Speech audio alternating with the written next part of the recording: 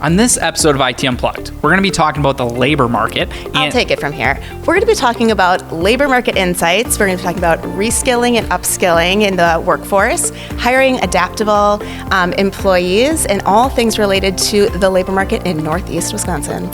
I guess Laura's got it. So. At M2 Technology, we're on a mission to make IT accessible to everyone. Join us on our journey to demystify the ever-evolving world of business technology. Are you ready to get unplugged? Welcome back to IT Unplugged. I'm Brandon. And I'm Laura. Laura, I'm very excited that you're here because you have so much information on the labor market.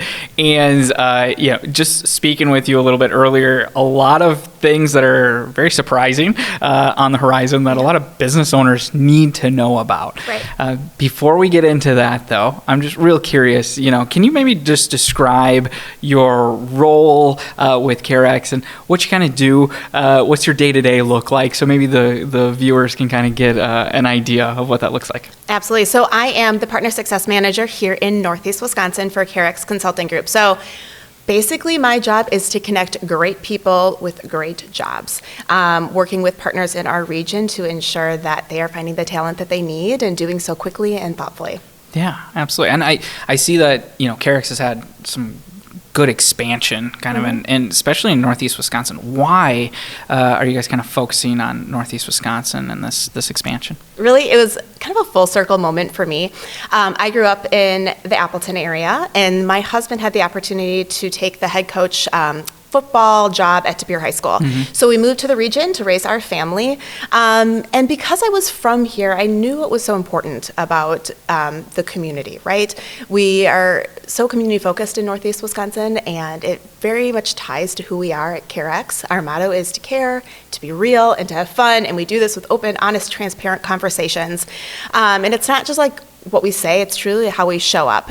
So with the growth that was happening in our community here and the relationships that were being built and the focus on innovation, it just made a lot of sense for CareX to grow within Northeast Wisconsin. Yeah, absolutely. The innovation.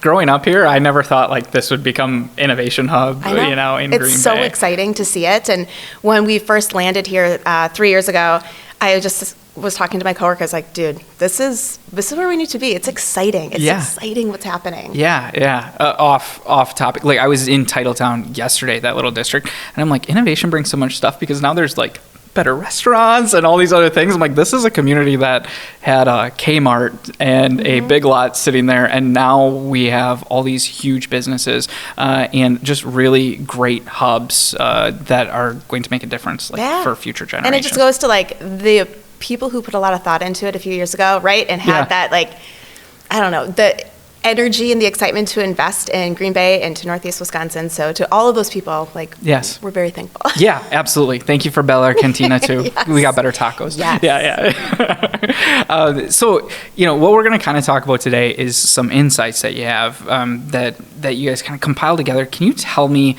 about this report and why business owners should really be paying attention to what it says? Yes. So one of the things we've done at CareX is we've put together a labor market insights report. So we did this because there are a lot of numbers that come out in headlines from the news regarding the labor market. And we wanted to synthesize that data and make it understandable. So we started putting together our labor market insights for our partners to kind of break through the numbers and understand what's really happening. So we've been doing this for about a year now, putting this newsletter together for our partners, and it's out on LinkedIn, and anyone can kind of access it now, which is exciting. But really, it's telling the story. What is happening in the labor market and why? The thing we did recently was create a labor market index, which is exciting because oftentimes in our role, we're asked, what's happening in the labor market? And sometimes that's a really subjective answer. We didn't always have the quantifiable data to kind of identify it. So we created a labor market index based on 8 key data sets that gives us a number that kind of shows where the labor market is on a scale. For the month of May, it was at 60.9. So that's telling us that the labor market is steady, but not thriving. Okay. Right? Yeah. But it'll be exciting to kind of see where that number goes over the next few months. And then we can kind of look back at it. Yeah. So now you kind of have a benchmark that Yeah. people can understand. So I'm just kind of curious, how does this go, right? You said 60, what was it? 60.9 out of 100. Out of 100. So if we're like up at 80, what does that mean for the labor We're market? going to have a strong labor market then. Okay. Yes, I think Yeah. we'd say it's like strong and steady. Okay, Right? gotcha. But right now it's strong. Okay. Like there's jobs, but there's a lot of variables and a lot of unknowns that we're Yeah. kind of waiting to shake out. And I think everyone's feeling that. Yeah, absolutely. Oh, yeah. Just even being in IT, and you hear things like tariffs or whatever else, and people are like halting hiring or Right. halting projects. And I think uncertainty definitely makes people kind of like put their feet in the ground and just like wait, which is kind of unfortunate, especially for people that were, ready to take that next step, or companies that were ready to take that next step. So some of the numbers that I kind of saw here, one of them was Wisconsin job openings dropped from 268,000 to 137,000. So, are people just hiring less, or are they being more selective? How do those numbers tell a story? Yes. Okay. So that number is it's eye-catching. But I think what it's telling us is that it's not that companies have stopped hiring, but they're being more strategic about the roles that they're hiring for. Another thing to think about is job listings do not actually equate to new hires. So there are jobs that are out there. They could be old jobs. They could be new jobs. They could be part-time jobs. But when you're looking at the data, so job listings, new jobs do not equal new hires. Okay. So that is kind of misleading sometimes when you look at the amount of new jobs that are out there. It doesn't mean that those jobs are being filled. Interesting. Okay. How do you clean that up? I mean, that's not your job, but Yeah. just curious, like it just gets oversaturated and people... No, I think it's that, people get excited. Like, hey, we have X amount of new jobs right now. The government will come out with the numbers at the BLS data and say, there's this many new jobs. Like, this is exciting. But a lot of those jobs are in industries that are, like, maybe it's like healthcare. Yeah. Or like hotels, that kind of stuff. So it's not always the jobs that we're looking for. Yeah. Okay. I gotcha. In our industries, in Yeah. the IT industry. Yeah. I think that's super revealing, right? Because data can always tell a story, but you can't really tell without context. Yes. So I'm sure that's why, things like the index and reports really make a big Absolutely. difference. So there was another one that you showed about the U.S. population actually outpacing labor force growth by 8-1 through 2032. Okay, how's this playing out in Northeast Wisconsin? And what does that even mean? You know what I mean? Like, is that something that we should be kind of nervous about? Is it something we should be preparing for? All right, so this is a really interesting. So if you have ever met my coworker, Matt Duffy, or if you've heard him speak on the labor market, this is his favorite thing to talk about. Because coming up now in the next few years, it'll be the first time ever that the U.S. population will dip below the labor market need. Okay. So this goes back to the 1970s when we had a decrease in the replacement rate. So we started having less babies. So this is a population shift. It's not just an issue that's happening right now. So in the 70s we started having less children, and now coming up in 2032 we're going to be down about 6 million workers. Yeah. So when we're talking about the labor market and like the available workers, we're talking about people who are of age. So thinking maybe you enter the labor market at 16 and you exit around 55, right? It changes for everybody, but that's what we look at when we're talking about labor market workers. So because we had less babies, we are going to have less available workers to fill the labor market. Okay, so our workforce is, it's shrinking. And that was all the way in the 70s. Like, Yep. I hear stuff about my generation not having babies till like super late, and then we're having less kids, but this started all the way back then. Right, and so when we're looking at a tight labor market and a shortage of workers, that's something we're talking about now, but this isn't like a labor market cycle. This is a long-term population shift that happened. So here in Northeast Wisconsin, I think what's important to look at is this isn't changing, right? This Yeah. is something that has happened and is going to continue to be an issue for us, and we need to be focused on creating talent locally. Yeah, okay. Well, I mean, 6 million people, like 6 million jobs you said, or something like that is... That's like a task that I'm looking at and going, okay, I'm sure you don't have all the answers for it, but is AI and robotics just going to replace this stuff, or is that going to save us? Or I don't think, no, right? I mean, AI is definitely taking over roles that maybe not needed, but like AI is replacing some roles. Yeah.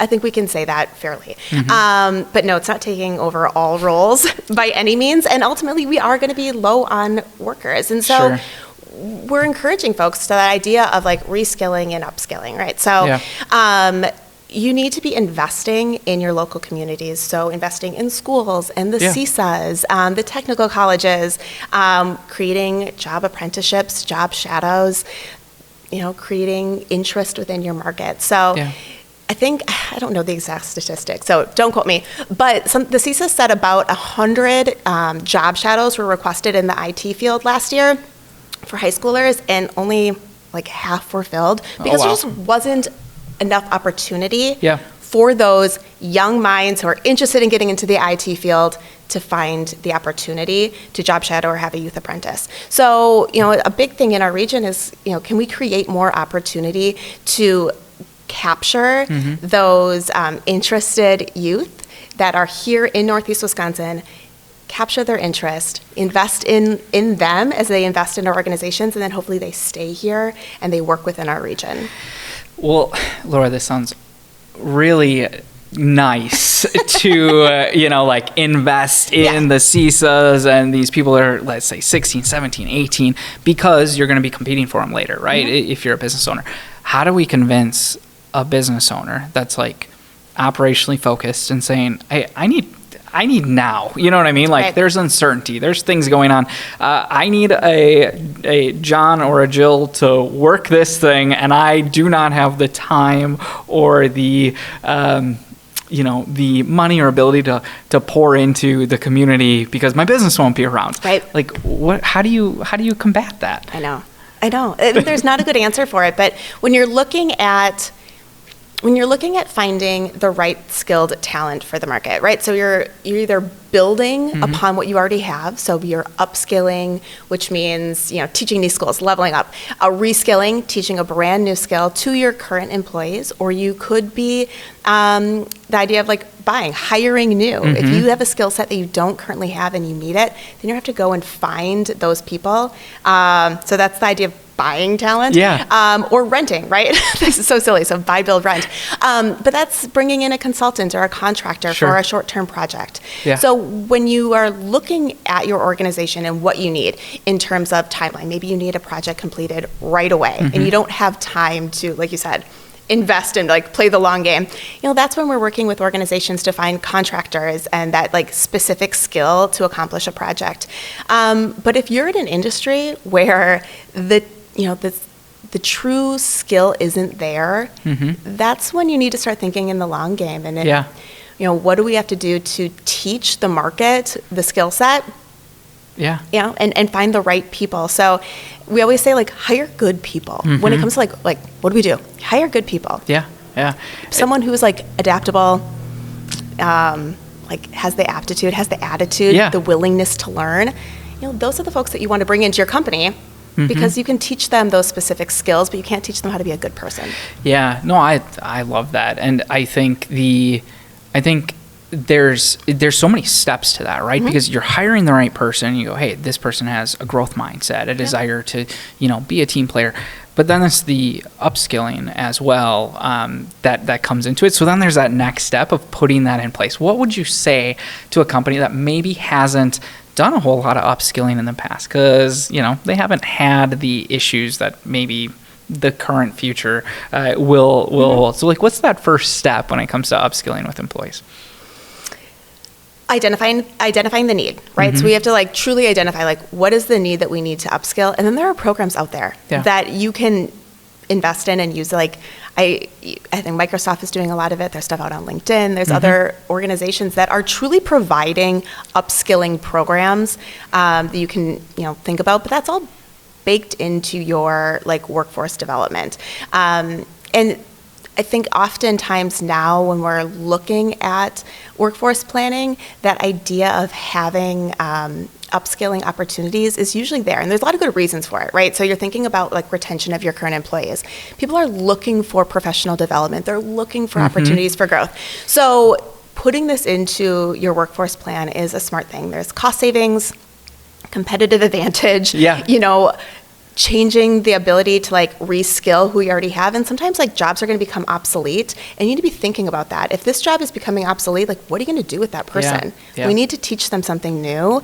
And if they have that aptitude and that ability to learn and that willingness to learn, and you're providing them those resources, they're going to be a really happy employee. Yeah, I like that you talked about the ROI on that too, because sometimes, let's think about IT training, okay? And this is employees, and you're like, hey, do I really need my ops manager taking this IT, phishing sim course and stuff like that? And it's like, yes, you do, and you should, because there is a return on investment when they don't click on that thing, and your company's not going to be down. But there's certain... I think like there's certain people in companies, just like you said, they're super hungry for it, and if they're not getting it where they are now, they're not going to stick around, right? They're going to look for it somewhere else. Yeah, because you talked about hiring the right people with like the desire to learn. If you're just sitting in a spot and this isn't going to be around forever, they're going to find someone else that's upskilling. So one of my favorite things to get fooled by right now is LinkedIn updates that tell a course that somebody completed. I know that sounds so silly, but I just saw one with AI training that came through, and I went, oh, this person got a new job. And I'm like, nope, their company is just investing in them and putting them through additional AI training. And how exciting. Yeah, exactly. And everybody's vying for talent right now. So to see that company investing in people, that is giving that competitive advantage, because I'm not going to stay at a company that's not pouring into me. Work entails a lot of different things these days. So when I see other companies doing it for their employees, it's like, ooh, what's up with that company? Maybe I should take a look at it. So. Right. And I think it's a recent trend. So there was a survey done, I think it was done by like PricewaterhouseCoopers, where they talked to HR leaders, and it was kind of like, are we hiring more people, or are we going to be investing more in our people? And the trend is going towards investing more as opposed to hiring new. And that's exactly what you're talking about. So it's putting that extra effort into training and teaching our current staff members and the new skills like AI and the cybersecurity and all those kind of things. If you really think about like the must-haves on a resume, AI, cybersecurity, that was not a must-have for an entry-level job 10 years ago. Yeah. But it is now. That's changing, and so what you're looking for in candidates isn't exactly maybe what they have. It's not on the resume, but like the knowledge is there and the skills are there, and you're able to kind of invest and teach and grow. Yeah, I love this. There's a couple things that I love about it. Number one is thinking of like a core team that you have at a company of people that can like just be like shifting into new opportunities and like growing a company with them, because somebody that started in, SOP writing, and they're like great at their job, and they have a great attitude, and maybe this gets taken over a little bit by AI and different things like that. But then the fact that like, hey, we've been upskilling this person and now they're going to move into a marketing role, or, you know what I mean? It's something else. That's not exactly their last thing, but you trust. We all know what getting a bad hire is like. You know what I mean? Right. And you're like, oh, we trust this person. We want them to be here versus going and interviewing 10 people that, if you're lucky, 10 people that are on their best behavior, and then you find out like 6 months later they weren't the person that they told them. So so I love that like you have a team and it's there's just like cohesion throughout the entire thing. When we're looking for candidates for our partners, we are often asking like, what are those soft skills that you are really looking for within your candidate? It's not like a button seat mentality. We're not just trying to check a box. Like it really is like, what's important for this person in this role for this team? And those are the things that you are, looking for when you're talking to candidates and trying to understand who they are, and vice versa. Like, what's important for the candidate? What type of work environment do they need to have? What type of hiring manager do they want to work with? Because it is really, like I always say, we're talent matchmakers, right? So there's an art and science behind it, and it truly is, because there needs to be a match on both sides for the candidate and for the partner, and it really isn't just like checking boxes on skills. Yeah. It's how is this person going to work within this organization and this team? Do you ever get that feeling when you're like, when you have a company and then you meet a potential person, you're like, they're a match, they're the like, and you get excited, you want to invite two of your friends to go hang out kind of thing. And then other times you're like, nope, no, you are not going to enjoy this job. And you just know that. You're like, this isn't going to be for you. And sometimes you have to like talk a candidate down and say, trust me, This isn't going to be what you're looking for. That's really interesting, because you talk about checking boxes, and I'm sure there's candidates that check all the boxes and then you have to talk them off a ledge. So like, is there ever times where maybe you have a place that needs people, but they're just not a good fit for, like, they have the wrong attitude for employees that are coming in, that you're like, this is going to be a really tough sell because your guys' culture and your attitude isn't conducive to like where the labor market's actually going?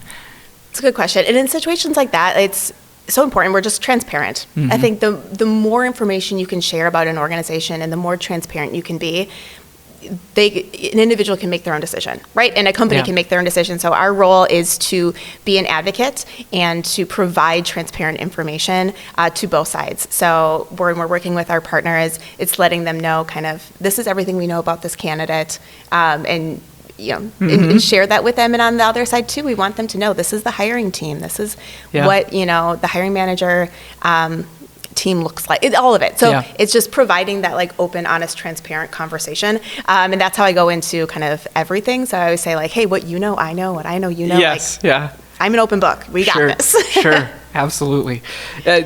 Just kind of pivoting, more into an IT related question.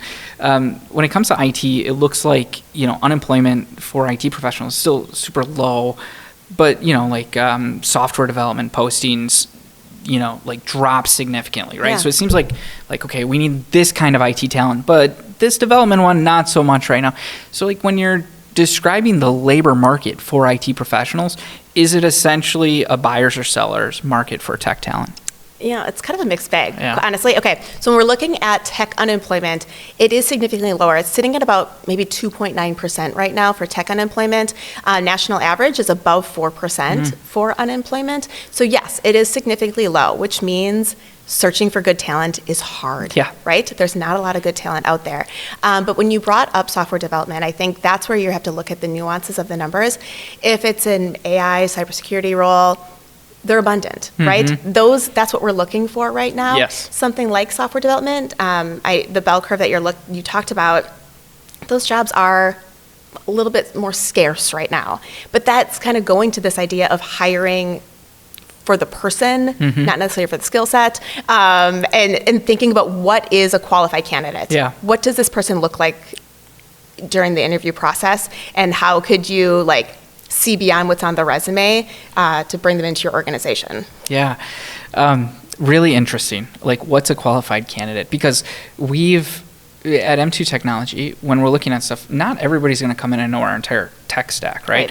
And some people are in software development, and they come in and they're like, hey, I want to be an IT consultant in the MSP space. And they're like, oh, tell us what you did. You're like, well, this is drastically different than what we are doing today. And you get that good attitude and the other things. You're like, okay, I think they're a fit. But then there's so many other things. I think that's where a place like CareX would be so valuable, because it's like, okay, they had the right attitude, but in our job, you need to be super organized, and you need to be able to multitask on multiple things and manage all these different aspects, where you're like, okay, we should have probed for these other things to make sure that they're still qualified without those technical skills, but there's all the other things that kind of come into place. So it takes some time to figure out what a true qualified candidate looks like. Right, and it's changing and it's morphing. So as you're asking yourself, what does that person really look like? I know you talk about having unicorns working at M2 Technology, right? Because they need to be able to do a lot of different things. But it is that ability to learn and grow and change and wear many hats. Not everybody can do that, and that's part of that soft skill set that you're looking for. Yeah, absolutely. All right, so as we wrap up here, what's one piece of advice you'd give to Wisconsin business owners right now when they're looking at their workforce strategy in the upcoming years? I think you've heard me say it a few times, but I think the word for me this year is adaptability. So hire those adaptable employees, because regardless of where the labor market shifts, if you hire someone who's willing to go with the flow and learn and change within your organization, you're going to be in a much better place regardless of what happens. Wow, I love that advice. I hope more places take it. I feel like the places that take workforce strategy seriously will be the ones that come out ahead in the next 20, 30 years. And these are the conversations that we love having with our partners. It's always very fun to kind of dig in and have these conversations. So the more we can do that, the more we understand and kind of get the feel for what's happening in the market, not just at like a specific company, but it's fun to see how it changes and shifts. What if someone's listening to this and they're like, oh, I think I need to focus on it? Where should they go? How do they reach out? Well, you can find me, probably linked here, but CareX Consulting Group, and you can reach out to us on our website. The labor market insights that I talked about, if you're like a data nerd and you kind of love gathering that information, it's a great newsletter. It's out on LinkedIn every month. You can subscribe on the website as well. But yeah, it's all there. And if you ever have any questions or you're like, hey, tell me more about X, we can dig in. We can go deep. Awesome. Love it. Well, thank you so much. Thank you. And really, really appreciate the insight and the future planning. It's going to make a big difference. Yeah, thank you. And thank you for watching IT Unplugged. For all things IT, business, entrepreneurship, make sure you check out all of our podcast episodes and subscribe. Thanks.